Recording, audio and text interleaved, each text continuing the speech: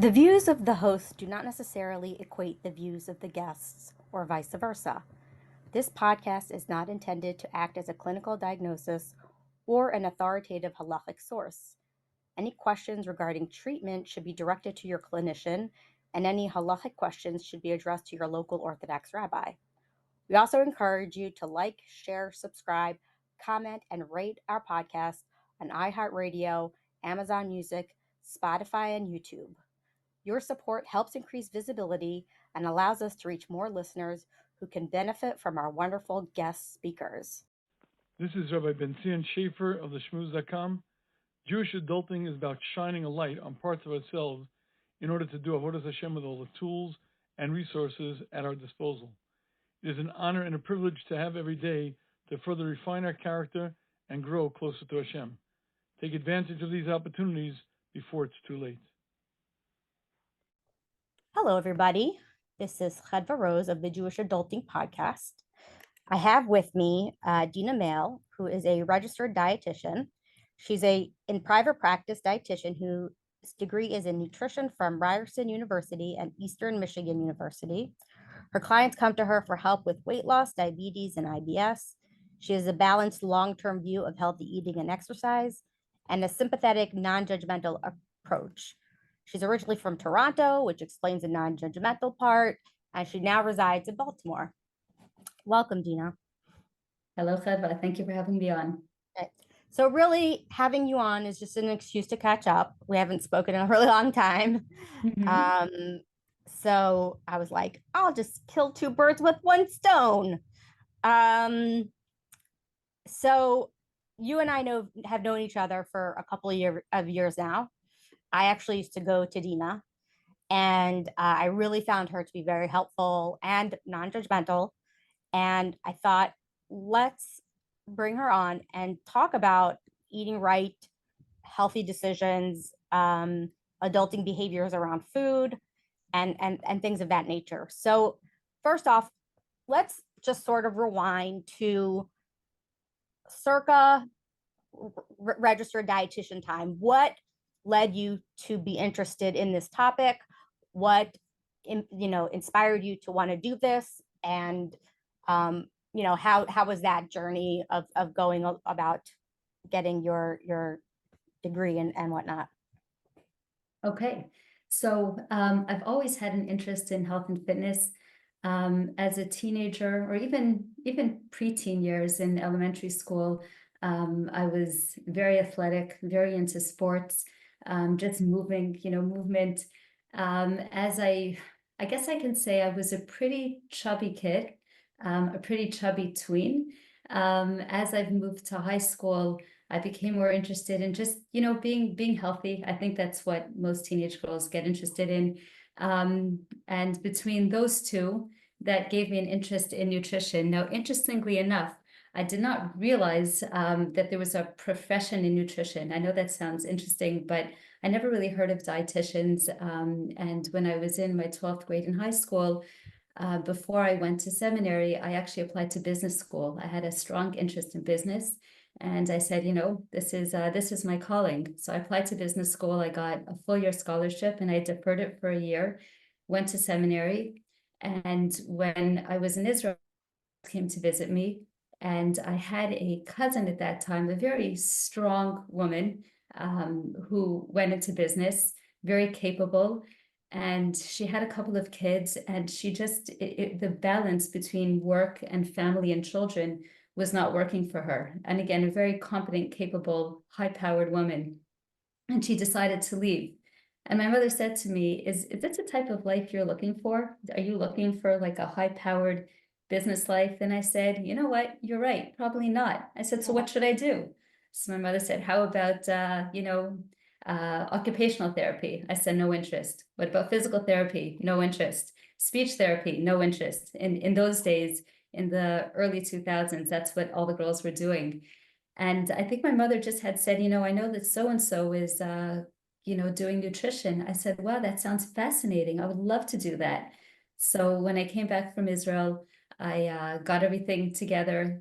Thankfully, I had done chemistry and biology in high school. So I had those credits and I applied to nutrition school. And did my degree there. Now, interestingly enough, I actually have 2 degrees in nutrition. I had done my first degree in Toronto, and I got married probably about a year before I finished. So I finished up online, and then when I was ready to apply for my internship in the States, I had already moved to Baltimore at that point. The school said to me, "You can't apply for an internship in the States with a Canadian undergrad." I said, "So what am I supposed to do?" They said, "Well, either go back to Canada, get your nutrition degree there, and then you'll take an exam over here, or go back to school over here." So at that point, I considered moving back to Toronto, but my husband was doing his MBA, and I applied to Eastern Michigan, and I did my degree a second time. This was when I had 3 children, and I finished a month before my 4th was born. So it was definitely a long haul. It was Yeah. 10 years from start to finish, with obviously a break, getting married, having kids in between. But I'm so happy. I give my mother a lot of credit for pushing me to do something that I really had an interest in doing. And again, I'm very, very happy that I've done this. Much better than business school. Although I did get a minor in marketing, so I did manage to combine that a little bit. Oh, that's interesting because you don't do any marketing really. You know what? My husband has an MBA in marketing, so any marketing that I have, he takes care of it because he's a million times better than I could be. But it was just a nice thing to have in my pocket in case I ever needed it. Right, right. Okay. So when you first started doing this, right? So first of all, you had a lot of education. So that hopefully the second time around was easier because you had already done the classes. But was there sort of a learning curve? Like, was there any surprises when you started working with clients about either, the way people viewed their body or their eating or the steps people were willing to take or not willing to take? Was there any sort of surprises that you didn't, realize were coming, but only through working through it did you get a sense of, of the challenges that people face? Very much so. Very perceptive question. Most of my coursework was clinical, okay, which is more working in a hospital, and a lot of it was on the science behind it. My degree is also in food science, so a lot of the technical stuff. My passion has been developing a relationship with my clients, which really cannot be done in the clinical setting. Clinical setting is you come in, you see what the issue is, you prescribe what needs to be done, this kind of tube feed or that kind of diet, and then you leave, and you don't really get to see people again. I really wanted to work with people and follow through with them and help them. So that's why I moved into private practice. Now, when I work in private practice, definitely science is important. And it's important to understand how the body works and how food affects the body. But what they didn't prepare me for in school at all, and what I didn't realize, is that most of the work done in private practice is, I guess you can say, like psychological based, where it has to do with how people eat, why people eat. So it's not necessarily about the science of, yes, you need to eat fiber, or, you need enough potassium or phosphorus, but it's almost like someone comes in and they're eating because they're stressed. They're eating because there's no time to prepare food, so they're making poor choices. So there's a tremendous emotional, reasons behind why people eat, and the school did not provide me with that training. So that was something that I had to learn about, to work on my own, read about, so that I would be able to help my clients effectively that way. Right, right. So I think that because this is the Jewish Adulting podcast, so there's a few questions that I have that center around eating habits, right? So a lot of how I'm literally just spewing stuff that I've learned over the years. So you could correct me if the science says otherwise, but basically, if you learn how to eat from your childhood, very young, people modeling it, people whether there was a food deprivation of any sort, or whether it was how you made friends, or whatever the emotional responses you have, and that became like a coping mechanism. Is that correct with that? Before I finish the second part of this the question, is that an accurate statement to make? Is that Mm-hmm. I do okay? agree. I do agree. A Okay, lot of behaviors are what's seen at home or what's developed from childhood. right. And then, there's the second part of this is, so now I'm an adult. When I was young, I had my parents saying, okay, you need to well, there's two types of, and there's two type of stereotypes. The stereotypical, um, well, more than probably than two stereotypes, but let's just say there's the everything's Mm-hmm. processed, ready-made pizza, uh, chicken nuggets, hot dogs, your macaroni and cheese, Mm-hmm. that kind of eating. And then there's, well-rounded, like protein, carb, and vegetable, and no extra junk, and like candy on Shabbos, and like minimizing sugar, and all those things. And so our eating is controlled based on like our parents' time and effort or energy, or our own things that we get into, and how much our parents are willing to go along with that. But as adults, we have complete autonomy over what we're eating. And yet it feels like so many adults make poor choices. And again, there's a lot that is here, like you mentioned, the emotional components of it. If this is a coping mechanism, then if there's, shame and guilt and body dysmorphia, whatever is going on, then there's those reasons. But it does seem like the general, I mean, I didn't look up any statistics, I'm just, again, based on my observations, a lot of Mm-hmm. adults have poor eating choices, poor eating habits. Yes, I agree, but I believe that our society and our culture, Jewish culture, but also even more so just American culture, promotes unhealthy eating. My mother had saved me an interesting article written in the Toronto newspaper by a French woman who moved to Canada. I don't know if she was living in Montreal or Toronto at the time.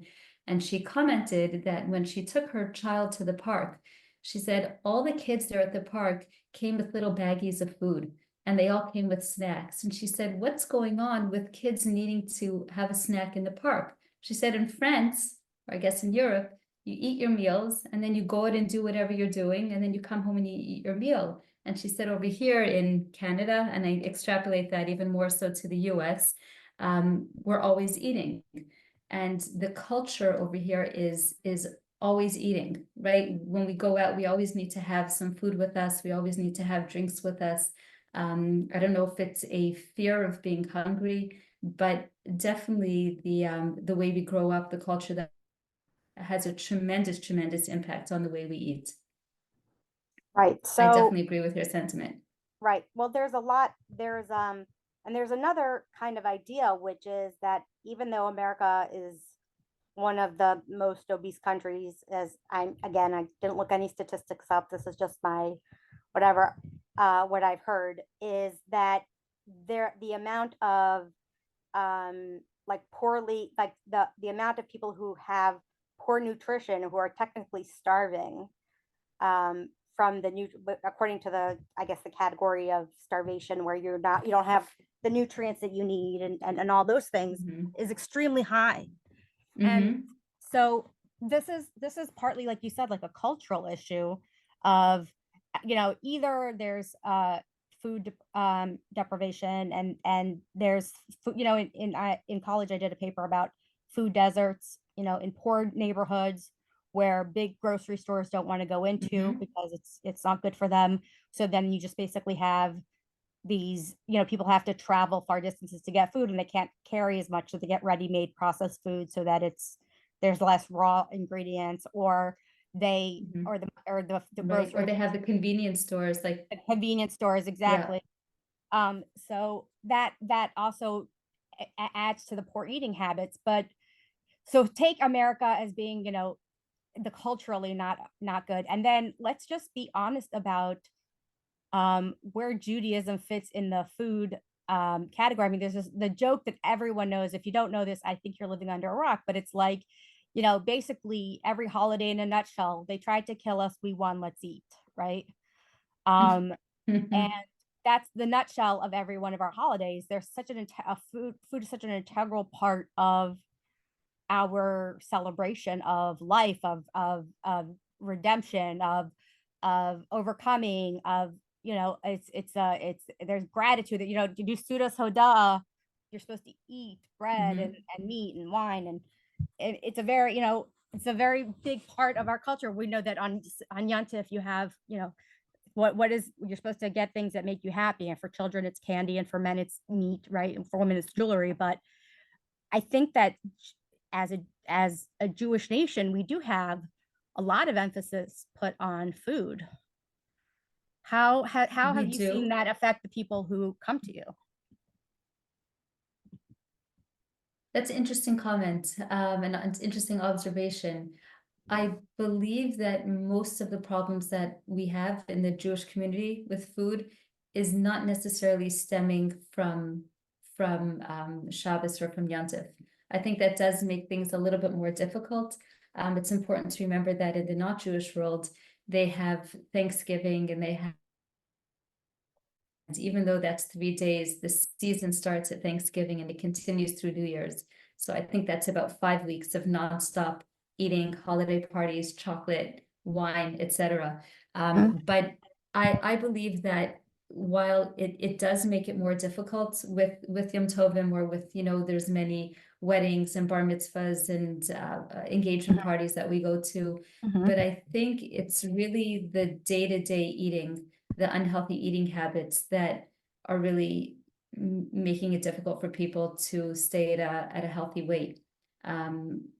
If somebody's eating healthy overall, then we really can work with the Jewish holidays and still enable them to enjoy it, but minimize the weight gain, or you would say, like the damage that would come along with it. Mhm.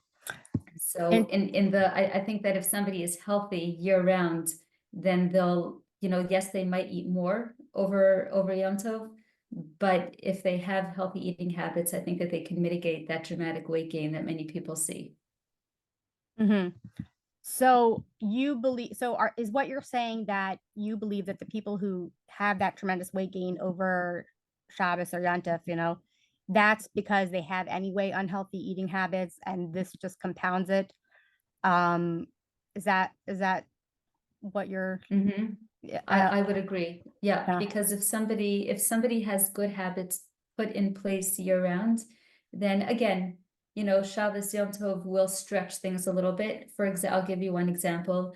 Some of my clients do intermittent fasting. Another name for that is called time restricted eating, which is where a person will pick a window of time when they have their meals. The most popular one is 18-hour fast, or a 6-hour eating window, or a 16-hour fast and an 8-hour eating window.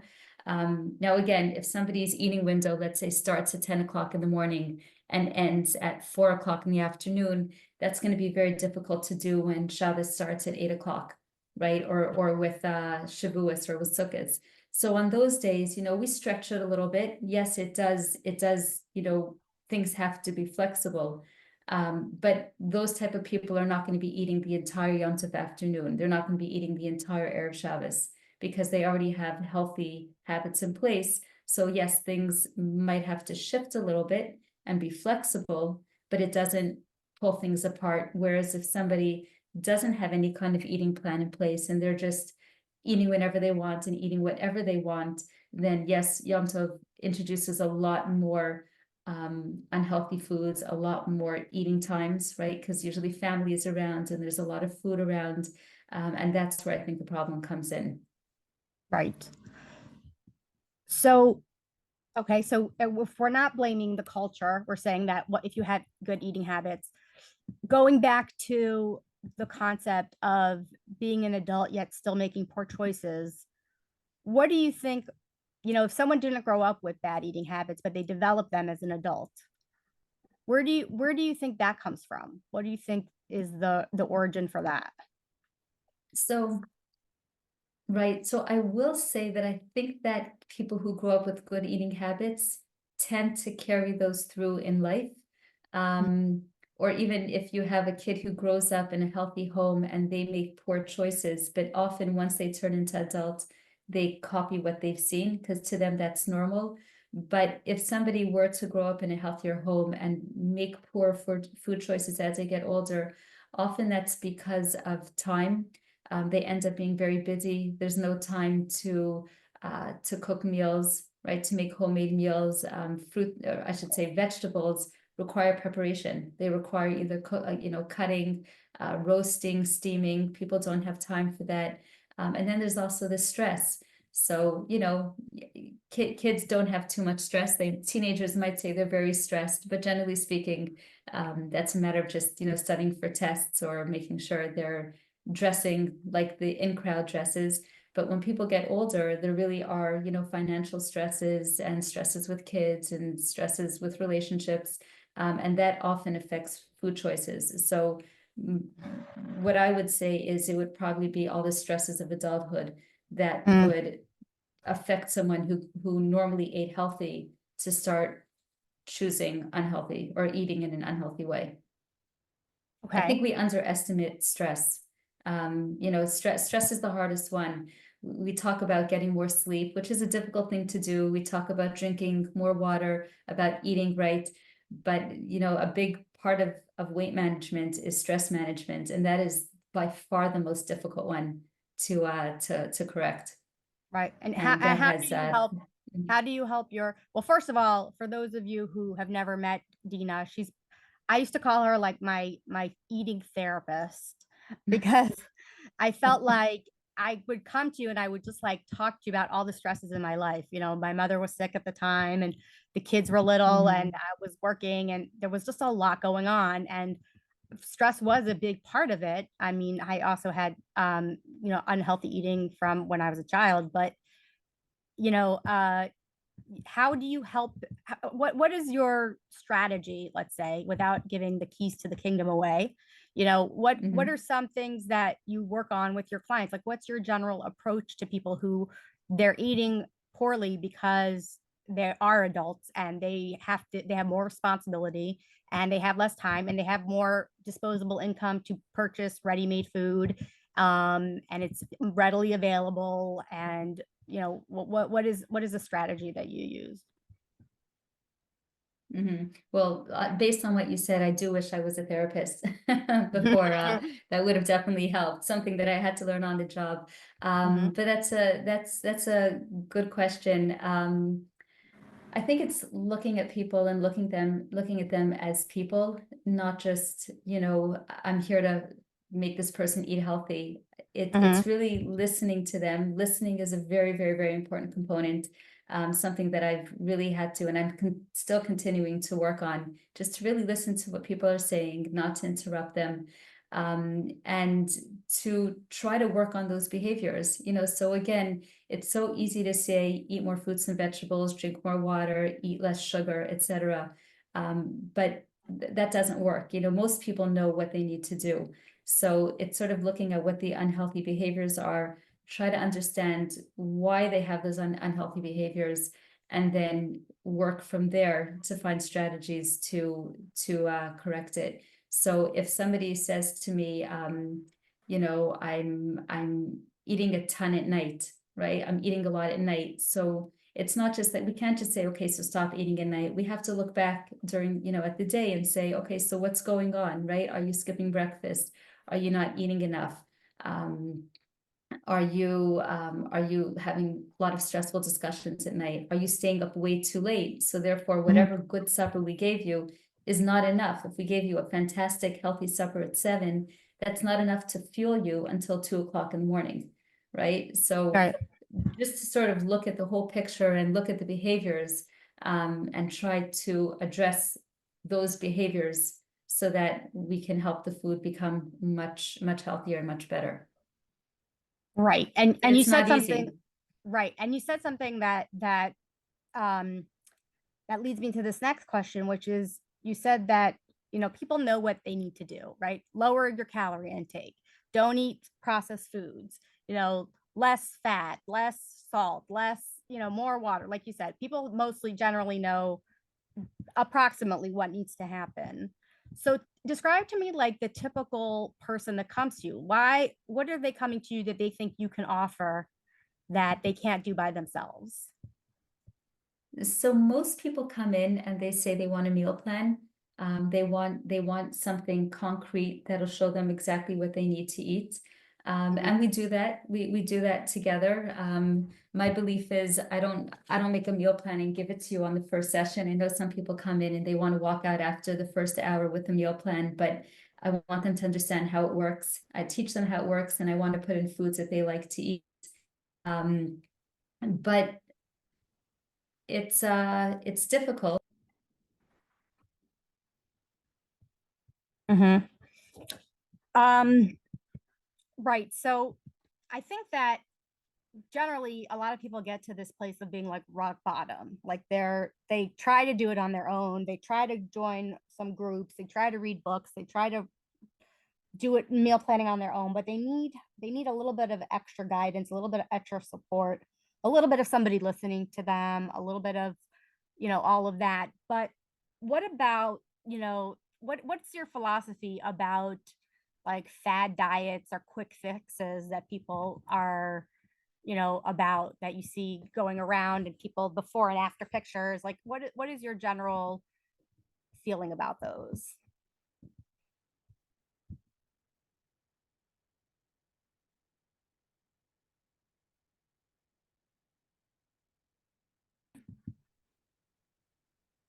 So interestingly enough, fad diets work, at least initially. Okay. And that's why people go on them, because somebody will speak to their friend and their friend will say, I went on the grapefruit diet. I ate grapefruits for a week and I lost 10 pounds. And that's how these things spread, because they do have success, right? If they were not successful, at least initially, people would not follow it. So they are successful, but like I said, only initially. With all these fad diets, there's a few issues with them. Number one, they're not sustainable, right? So who can eat grapefruit straight for a week? Who can drink a cup of lemon juice every day? Who can, even something like keto, right? How many people can go with having less than 15 grams of carbs, which is essentially the amount of carbs in a slice of bread or a small apple, and eat like that long term? So the problem with these fad diets is, number one, they're just not sustainable. Okay. Number two, they often leave people, or not often, they almost always leave people hungry. We all know the feeling of being hungry or hangry. We don't feel good. We're not happy. People don't like to be around us when we're hungry. And a person can only walk around hungry for maybe a few days, a week or two. Just throw the towel in and say, forget about all this. And number three, the biggest concern with the fad diets is that they kill a person's metabolism. So these fad diets are all just different, interesting, exciting ways of decreasing a person's caloric intake. Now, we need to be careful about cutting back calories too much, because the body has what we call its metabolism, its sort of set point. And if we give the body less than what the body needs, okay, then if the body didn't compensate by lowering its metabolism, a person would eventually die. So what happens is, for argument's sake, if someone needs 2,000 calories and they go on this really interesting fad diet and they end up eating 1,200 calories, well, after a period of time, the body's metabolism is going to slowly slow down until all it needs is a little bit under 1,200 calories. Okay, so initially a person's losing weight, they're thrilled, they're excited, they're getting their compliments. But slowly, the metabolism is slowing down till, again, it goes just under what a person's eating. And then what happens is a person stops losing weight and they're upset because they're working really hard, they're hungry, they're losing out on a lot of exciting, different foods that other people are eating. And at that point, they're not even losing weight. So people get frustrated, they're hungry, they get fed up, and then they go back to eating the way they were eating before. Now, the problem is the way they ate before, let's say in our example, is 2,000 calories a day. But now that their body's new metabolism is a little under 1,200, they're already eating more than what their body needs. And that's where the weight gain comes. So this is why these fad diets are often called yo-yo dieting, because as a yo-yo goes up and down and up and down, A person's weight with these fad diets tends to go down and then up and then down and then up. And interestingly enough, yo-yo dieting is worse for the body than just someone being overweight and being at the same weight. So we really need to be very, very, very careful with these diets. So again, they do work, but they do not work long term. The only thing that works long term is hard work, good choices, and changing behaviors, which is hard work and which takes time. Right. So what about comorbidities? You know, people have multiple things going on. They have diabetes and high blood pressure and mental health issues, whatever things that they have. How does that compound this metabolism issue? How do you address that differently if someone who has PCOS, someone who has something that might, you know, medication that they're taking to keep the weight on? How do you handle that? It definitely makes things a little bit more complicated, because we have, the general guidance, but sometimes people have these comorbidities that make the general guidelines not really work. So let me give you an example of what I mean. Fiber is one of the best, I guess you can call it, nutrients, for a person. It keeps us full longer. It prevents heart disease. It helps with blood sugar control, right? So for people with diabetes, people with heart disease, it helps keep people regular. But there are many people who have IBS, irritable bowel syndrome. And for many of those people, fiber actually gives them terrible pain, bloating, constipation, diarrhea, things like that. So that, sometimes we have our guidelines of what is good for the general population, but, we have to work things differently for people when they have these comorbidities that really affect the general guidelines that we might give. I remember when I was growing up, my parents had older friends who I used to visit with my father Shabbos afternoon. And these were Holocaust survivors. And the husband had heart disease, and he also had kidney failure. And I remember him saying, again, I was not a nutritionist at that point, but I remember him saying, it's really hard to know what to eat, because what's good for the heart is bad for the kidneys, and what's good for the kidneys is bad for the heart. So, there are some times when people have different comorbidities that we really have to just tweak and work really hard and set individual goals, as opposed to just following what the recommended guidelines are. You did mention mental health. I don't practice without a license, so I don't, do work with mental health disorders. So if somebody comes to me with an eating disorder, like anorexia or bulimia, I refer them to a dietitian who specializes in eating disorder. But for general, just general issues around food, really try to work with people and, hopefully over time, create a better relationship with food and help them sort through those problems. Right. If you were now, I recently did a podcast that hasn't been released yet, so make sure that you follow, subscribe on. But basically, that about the book Body and Soul by Rabbi Alexander Seinfeld. And I got the book because he told me that I should, and so I did. And he actually answered a question that what I like about the book is that he integrates, like, where it says in Tanakh that we have to watch, where does it say that we need to watch our health and wellness? Where does it say that? Right. So the whole book, it's a whole book that's on this subject.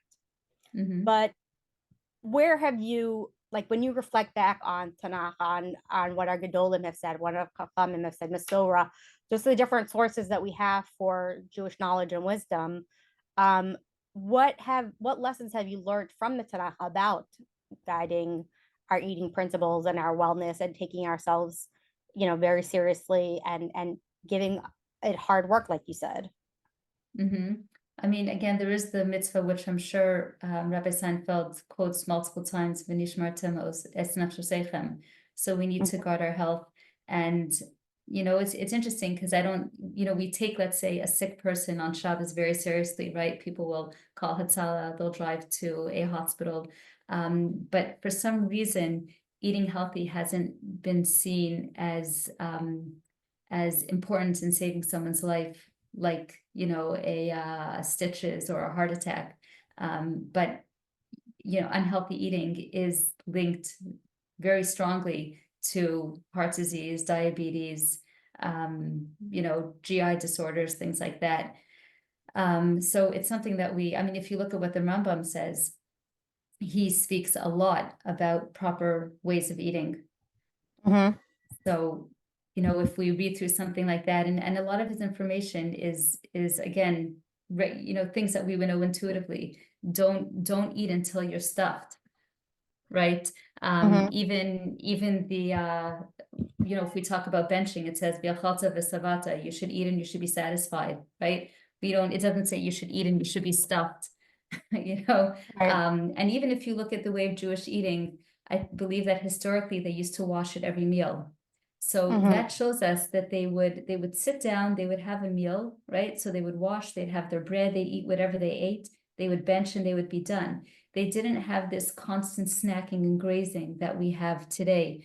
And just on a little bit of a tangent, over the last couple of years, I've become much more focused, not just on what my clients eat, but very importantly, when they eat, how often they eat, right? So, historically, it sounds, and my husband had said, I think it says somewhere in the Gemara, right? They would eat in the morning, pas boker, and then they would eat in the evening, right? So they probably ate their breakfast in the morning, they went out to work in the fields or in the market or whatever they did, and they ate at night.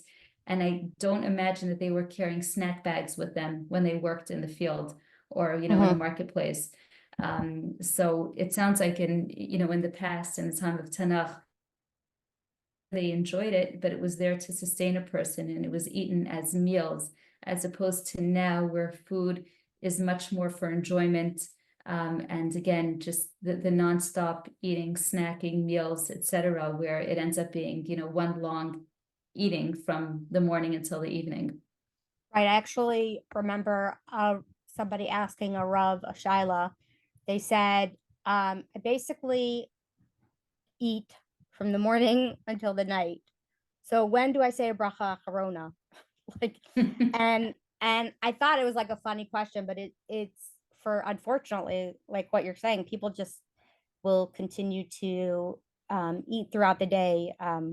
So I definitely think that that is a problem. I do want to say that something that I did not mention on the last podcast because I hadn't gone far enough into the book, but I had this question for Rabbi Feldman, who's the Rev of our shul.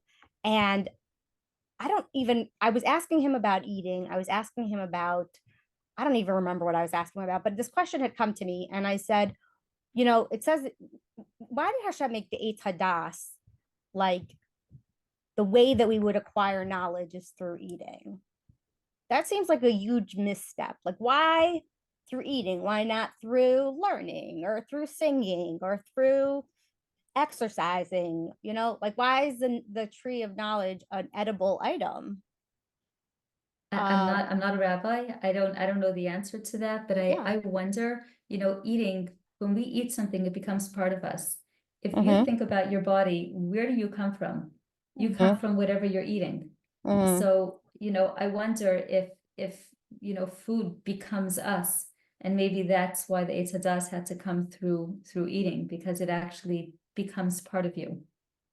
Right. So actually I was reading, so I started reading Body and Soul, and there was, oh, I wish I could attribute the quote to, but there was a quote that basically explained the answer to this, one of the answers to this. I think your answer was a good answer.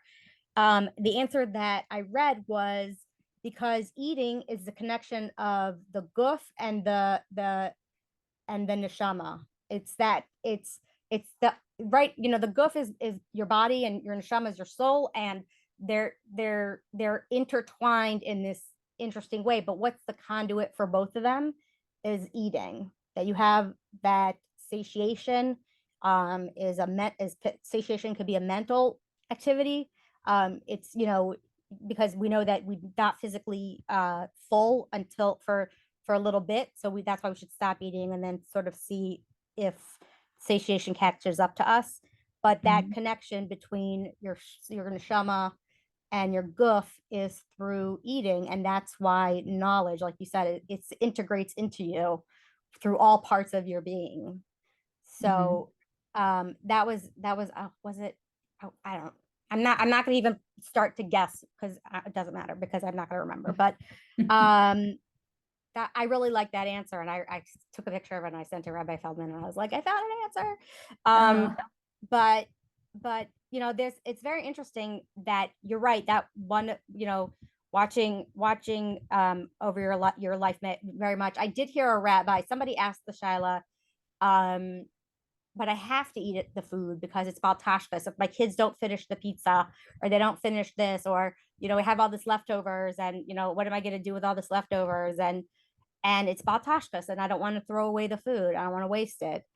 And I think the rabbi said, I don't remember who the rabbi was, but he said, it's not a mitzvah to be a garbage can. Right. That's like a terminology I use too. Right. It's so, because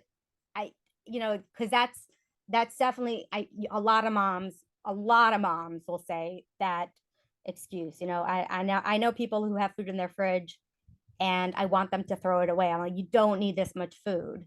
Yeah, but it's wasting.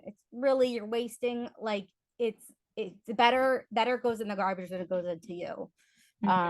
So I definitely, I think there's a lot of different ways to look at the combination between our bodies and our souls. And I also know that, when we're talking about getting nutrition in, and meal prepping, and grocery shopping and cooking, that before I let you go, because I don't want you to give away the whole kit and caboodle. If people want to reach out to you, they certainly can.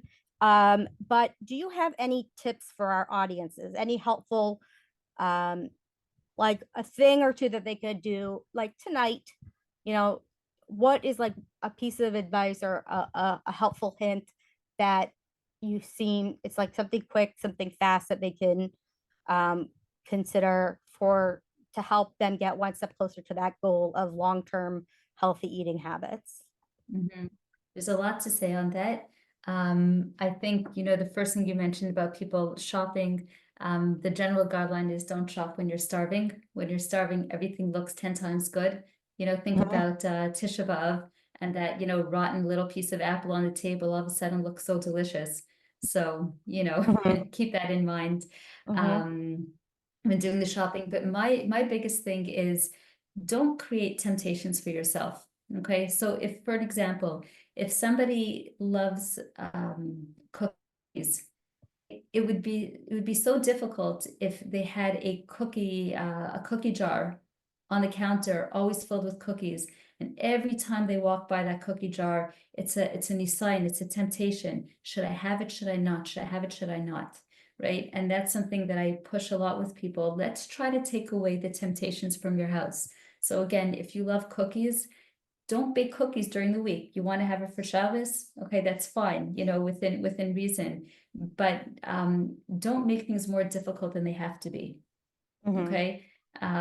So, I think I remember hearing, again, I've never learned Gemara, but I remember hearing something where they say if a man can walk by a path, and one path goes near the beach where the women are washing the clothes, and the other path is a little bit longer and goes, more inland. Don't say, I'm going to walk by the water and I'll close my eyes. Don't put yourself in a temptation. Just go the other way. And the same thing over here. If somebody has specific foods that are just, it's like Lay's potato chips, where their tagline is, bet you can't eat just one. Right? So if you have a food that calls your name, that you always overeat on it, then think multiple times before you bring that into your house. And just make your house a safe house, where the foods in your house are safe, healthy foods. Because if it's not there, chances are you're not going to get out at 9 o'clock at night, and go out to the grocery store and buy it. If it's not there, then it's not there, and you'll just have to figure something else out. So if I have to give you one tip, it's keep your house as healthy and quote unquote as food safe as possible, and that'll just make so many of your choices that much easier. Right. And I think that probably applies to children as well. If you buy your kids a bunch of nosh, then it's going to be really difficult for you to be able to like know that it's there and not touch it. So probably revamping your nosh drawers. I would imagine that there's some way to do that. I haven't figured it out yet, but Mm-hmm. I'm sure But that you with see, yeah. with some time, but that would be, sorry to interrupt you, that would be like if you have a really difficult time with a specific chocolate bar, then just don't buy that chocolate bar. Buy the other things that your kids like. I'm sure there's other things they like too, a different brand, chips, cookies, whatever it is. But just, why bring that thing and said every time you make your kids lunch, you have to fight with yourself whether or not you're going to eat it. Yeah. Okay. So, We have yeah. covered a lot. This has been really, really good. Thank Really you. interesting. Very different from what I did with Rabbi Seinfeld. And I knew that was going to be the case. This is the first time you could say that I sort of duplicated a topic because I felt it's like coming at it from two different sides. One is from like the rabbinical standpoint, and one is from a medical standpoint. He co-wrote the book with a doctor. And then this is from like the registered dietitian, which has more. I feel like there's you see your registered dietitian more than you see your doctor, more than you see your rabbi. It's somebody that you work with more closely, and like you're trying to integrate new habits, and you need the extra support, and you need helpful tips, and trying to tailor make an approach to healthy eating. So I really appreciate you coming on. Thank you so much. Thank And I you. will I hope to speak to you soon, and I'll post your information in the detail of the podcast, and anyone who wants to reach out to you can certainly do that.